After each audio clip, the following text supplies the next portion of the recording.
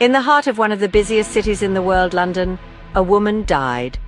Not in a distant, forgotten village, not in the solitude of a faraway mountain, but in a bustling metropolis surrounded by millions of people. Joyce Carol Vincent passed away alone, so alone that no one noticed, not for days, not for weeks, but for more than 2 years. This is not just a story about death, it's a story about invisibility, about a life that slowly faded away behind closed doors, unnoticed and unmissed. It's a chilling reminder of how easy it is to disappear in plain sight. Joyce Carol Vincent was born in 1965 in Hammersmith, London, to Caribbean immigrant parents. Her early years were marked by loss. Her mother died when she was only 11. After that, her relationship with her family began to fracture. She drifted. Despite a painful childhood, those who knew Joyce described her as beautiful, kind, and ambitious. In her 20s, she had friends in high places, rubbing shoulders with celebrities, attending glamorous events, and even meeting icons like Nelson Mandela. She worked at Ernst & Young and lived a life that, on the surface, seemed full of promise. But somewhere along the way, something went wrong. She left her job. She moved from place to place. Her friends drifted away. Her world became smaller and quieter. By 2003, Joyce was living in sheltered housing, a subsidized flat provided to victims of domestic abuse. She had reportedly distanced herself from almost everyone. No close friends, estranged from family. She suffered from asthma, and it's believed she was in and out of hospitals in her final months. Then one day, she disappeared. On the 25th of January 2006, officials from a North London housing association repossessing a bedsit in Wood Green owing to rent arrears made a grim discovery. Lying on the sofa was the skeleton of a 38-year-old woman who had been dead for almost 3 years. In a corner of the room, the television set was still on, tuned to BBC One, and a small pile of unopened Christmas presents lay on the floor. Washing up was heaped in the kitchen sink, and a mountain of posts lay behind the front door.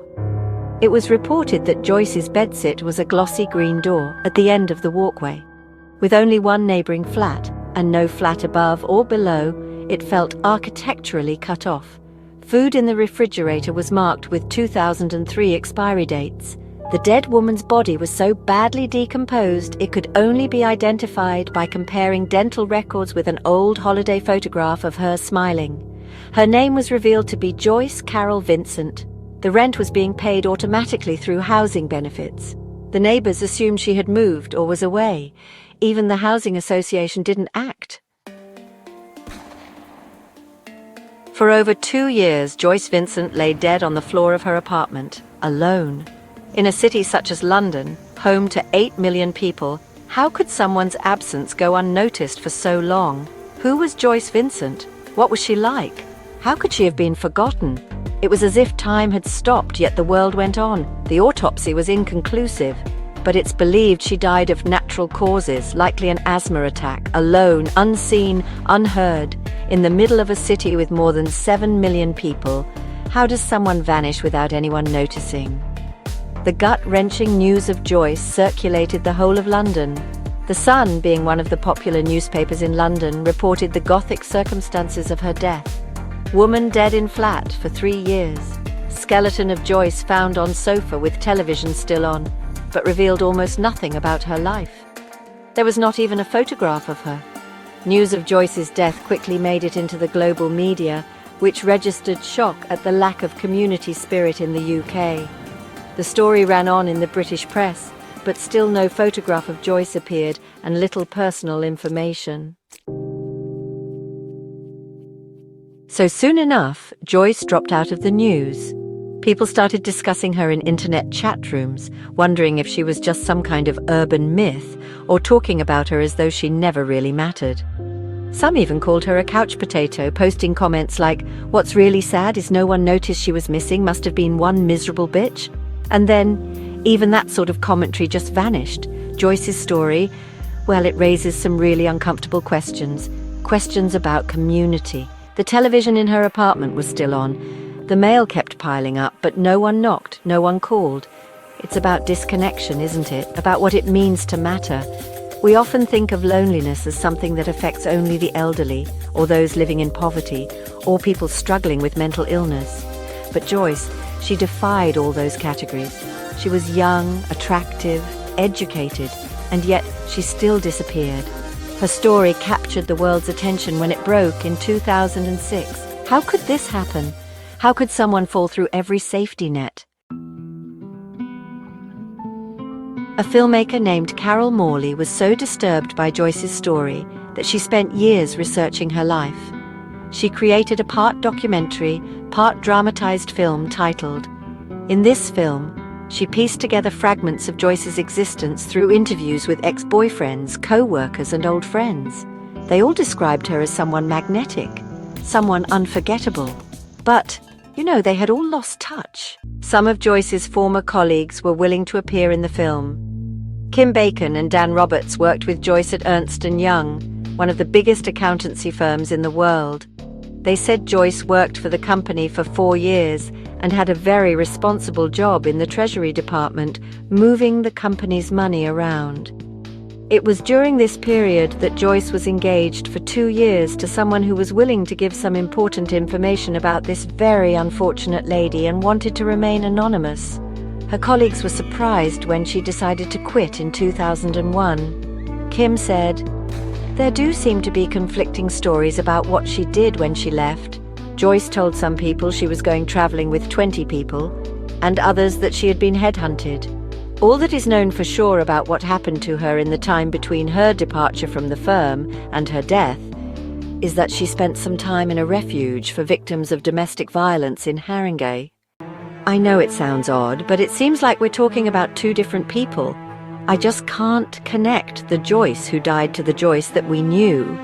I mean, she gave this impression of being a happy, bubbly person, but it does make you wonder what was really going on. Kirk Thorne, a musician and a friend who happened to be Joyce's landlord in the late 80s.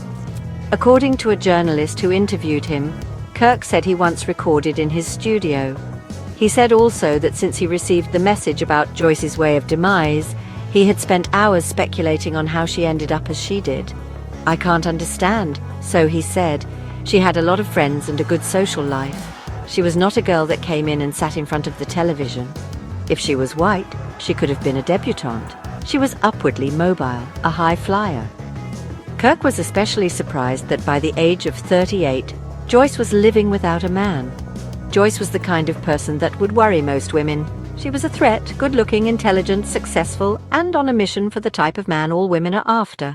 One of Joyce's former neighbors, Catherine Clark, who became good friends with Joyce while renting a room in Kirk's house, was tracked down in Florida, where she recalled that Joyce only had one other close female friend.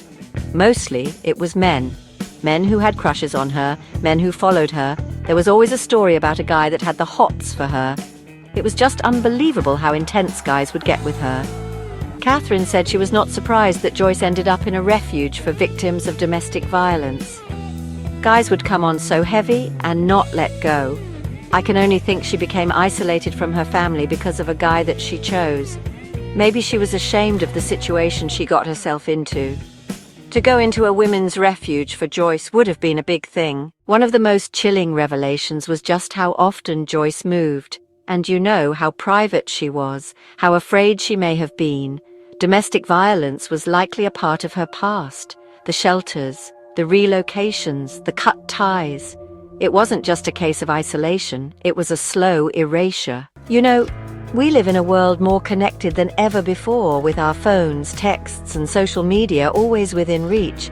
And yet real connection, the kind that truly matters, seems harder and harder to come by. Joyce's story, well, it's a tragic warning. In our fast-paced world, someone can vanish and, honestly, no one will know.